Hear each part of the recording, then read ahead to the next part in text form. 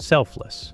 A dying billionaire pays a fortune to have his mind poured into a younger body, and he never once asks where that body came from. This 2015 thriller from director Tarsem Singh stars Ben Kingsley as Damien Hale, a ruthless industrialist dying of cancer with no way to buy more time. His solution is a secret procedure called shedding, in which his consciousness is transferred into a healthy young host, and he wakes up as the man played by Ryan Reynolds. For a while it feels like a miracle. Then the hallucinations start. Damien, now living under the name Edward, keeps seeing a house he's never visited and a family he's never met. And the truth is worse than any side effect. The bodies these clients buy are not grown in a lab. They belong to living people, recruited with false promises and then wiped so a paying customer can move in. Edward's body was a soldier with a wife and a young daughter, killed so a billionaire could keep breathing. To hold that original personality down, clients have to keep swallowing a suppressant drug, and the moment Damien misses a dose, the dead man starts clawing his way back. It's the cleanest version of this whole idea. To cheat death, someone else has to die in your place. Transcendence. When a dying artificial intelligence researcher uploads his mind to a supercomputer, his wife thinks she's saving him, but she's building something that will try to save everyone whether they want it or not. This 2014 film was the directing debut of Oscar-winning cinematographer Wally Pfister, and it stars Johnny Depp as Dr. Will Castor, one of the world's leading minds in machine intelligence. When anti-technology extremists shoot him with a polonium-laced bullet, he's given only weeks to live, so his wife Evelyn and his colleague Max upload his consciousness into a quantum computer wired to the internet. At first, the digital Will just wants to help.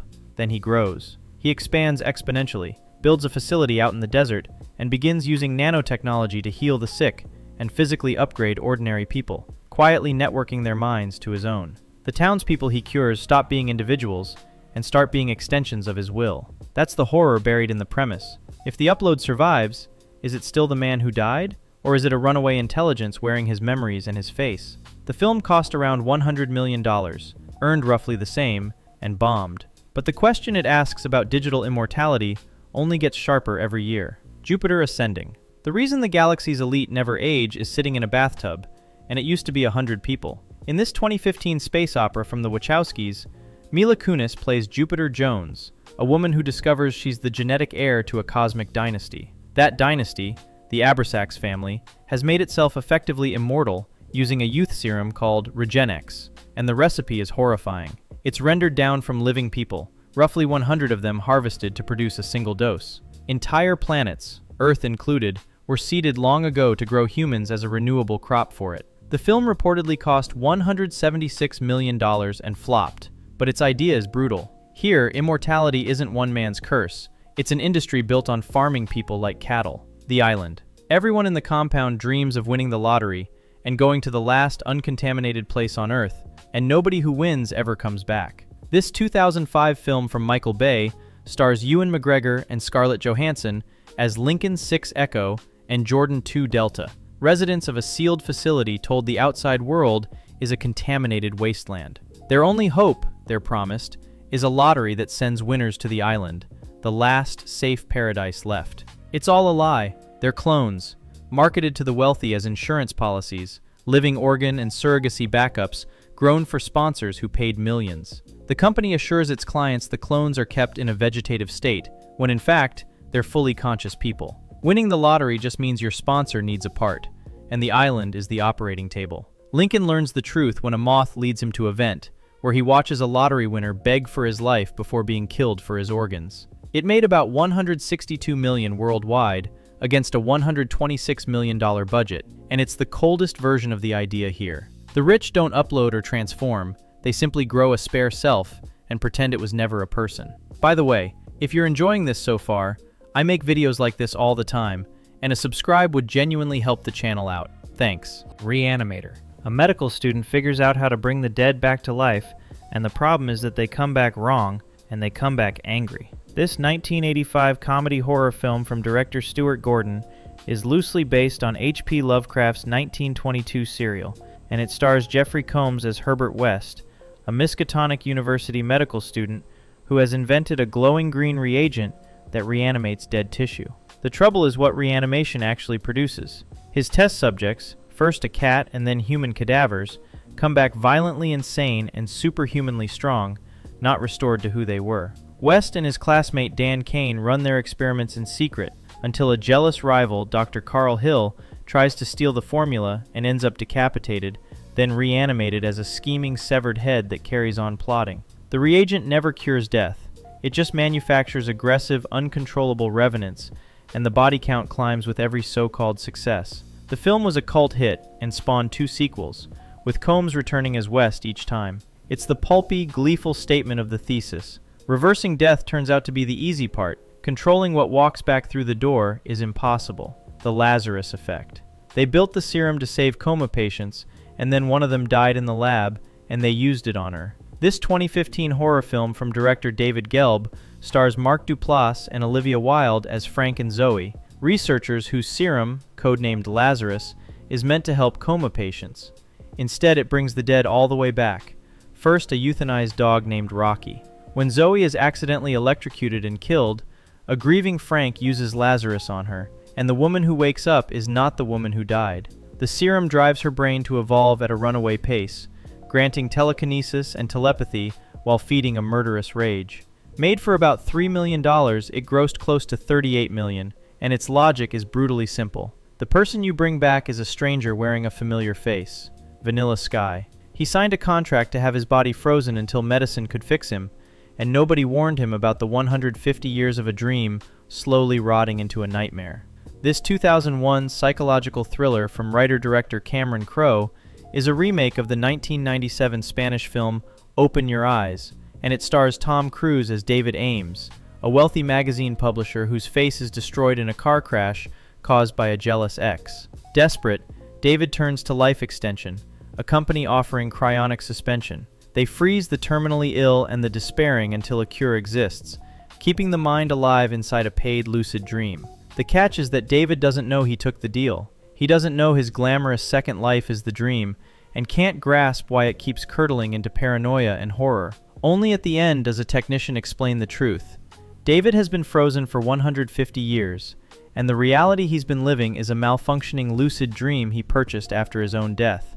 Crowe insists the ending supports several readings, but the cryonics version is the one the film builds toward. Freezing yourself to skip past death is a real pitch, and this is the catch it imagines. You don't wake up to a cure, you wake up alone in a future where the dream you paid for has gone sour. Replicas. After a neuroscientist's entire family dies in a crash, he does the one thing he is uniquely equipped to do. He clones them back. In this 2018 thriller, Keanu Reeves plays William Foster, a scientist at a company called Bio9, who transfers the minds of dead soldiers into android bodies. When his wife and 3 children are killed in a car accident, he steals the company's equipment, extracts their neural maps, and grows fresh clone bodies to bring them home. But there's one obstacle. He has only 3 cloning pods for 4 people, so he's forced to erase his youngest daughter Zoe from existence, wiping every trace of her from the others' memories. The clones need a 17-day maturation cycle, and if he can't finish the mind transfer in time, they'll age at a monstrous rate. The film was panned and made only $9 million against a $30 million budget, but that choice lingers. To undo one loss, he has to author a fresh one, deleting a child so the others can come back. Seconds. Imagine a company that fakes your death, hands you a new face and a new life, and asks only that you never look back. And now, imagine what it does to the men who change their minds. This 1966 black and white thriller from director John Frankenheimer was shot by the legendary cinematographer James Wong Howe using distortion lenses that make the whole film feel like a trap closing. It follows Arthur Hamilton, a burned-out, middle-aged banker contacted by a secretive organization known only as the Company. For the right price, the company stages his death using a substitute cadaver, then performs extensive plastic surgery and reconditioning to reborn him as a new man. Hamilton emerges as Antiochus Wilson, a younger, handsome painter played by Rock Hudson, given a new home in California and a fabricated past. But the rebirth delivers no happiness. Tony is haunted by the identity he left behind, and discovers other reborns living hollow, monitored lives around him. When he finally asks the company for another chance, a different body, he learns the true economics of the operation. Recalcitrant reborns are never simply released. They become the fresh cadavers used to fake the next client's death. The film ends with Hamilton wheeled toward the operating table, about to be killed so a brand new customer can be reborn. It flopped on release, and was later reappraised as a classic, and decades before uploads and clones, it had already nailed the whole idea. You can buy a second life, but the second life is a cage, and the price of trying to quit is your body. In time, humanity finally cured aging. Everyone stops getting older at 25, and the catch is that after that, you have to buy every extra second you're alive. In this 2011 thriller from director Andrew Niccol, Justin Timberlake plays Will Salas in a world where a glowing clock on every forearm begins a 1-year countdown the moment you turn 25. Time is the only currency.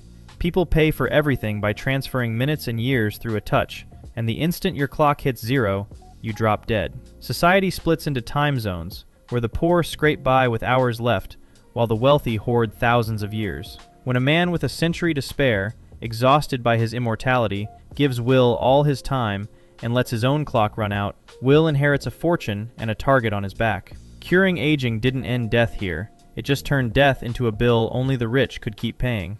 Frankenstein. The original story about conquering death is almost 2 centuries old, and it still ends the same way every remake does. The thing you bring to life turns on you. The 1931 Universal film from director James Whale remains the definitive screen version of Mary Shelley's 1818 novel, one of the foundational works of all science fiction.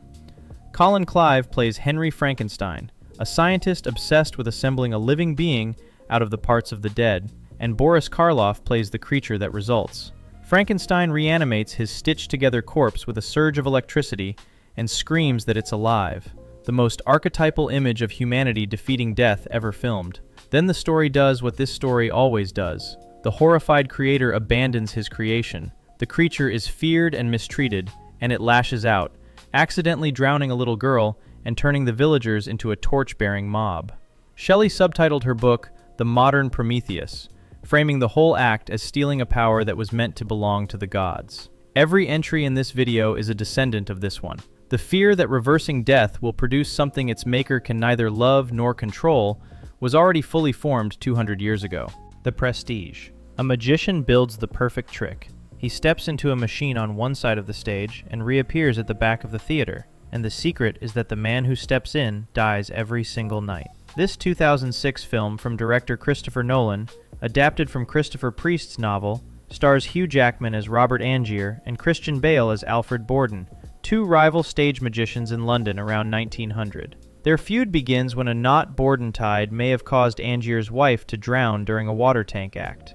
Obsessed with topping Borden's teleportation illusion, Angier commissions a real machine from the inventor Nikola Tesla, played by David Bowie. But Tesla's device doesn't teleport anything, it duplicates. Every time Angier uses it, the machine creates a perfect, living copy of him nearby. To sell the illusion, the original Angier drops through a trapdoor into a locked water tank and drowns during every performance, while his fresh duplicate strides out at the back of the house. He is cheating death nightly by copying himself, but every show forces him to murder a version of himself, and by the end he admits he no longer knows whether he's the man in the box or the man who walks away. The film's final image says it all. Rows of water tanks, each holding the drowned corpse of another Angier, the true cost of his greatest trick. It's the most literal version of this whole idea. A copy of you surviving is not the same as you surviving. Never let me go. These children are raised gently, taught kindly, and told that they're special. And they're also being grown so that other people never have to die. This 2010 British film from director Mark Romanek, adapted by Alex Garland from Kazuo Ishiguro's acclaimed 2005 novel, is set in an alternate England where a single medical breakthrough has extended human lifespans by cloning people to serve as organ donors. Carey Mulligan plays Kathy, Andrew Garfield plays Tommy, and Keira Knightley plays Ruth, 3 clones raised at a quiet boarding school called Hailsham. From birth, they're gently conditioned to accept their purpose. As young adults, they will donate their organs, one operation at a time. The program calls the end of that process completion, a soft word for death, and a donor is expected to give across as many as 4 donations before the body finally gives out. Kathy and Tommy cling to a rumor that a couple who can prove they're truly in love might be allowed to defer their donations. And when they finally work up the courage to ask, they learn the deferral never existed at all. The film ends with Tommy completing after his last donation, and Kathy quietly waiting for her own, having outlived everyone she ever loved. It was made on a modest $15 million budget, and it's the quietest, most devastating entry here. No mad scientist, no glowing machine, just a society that decided some people are spare parts, so the rest can live a little longer. If this one stayed with you, consider subscribing so you don't miss what we cover next. Thanks for watching.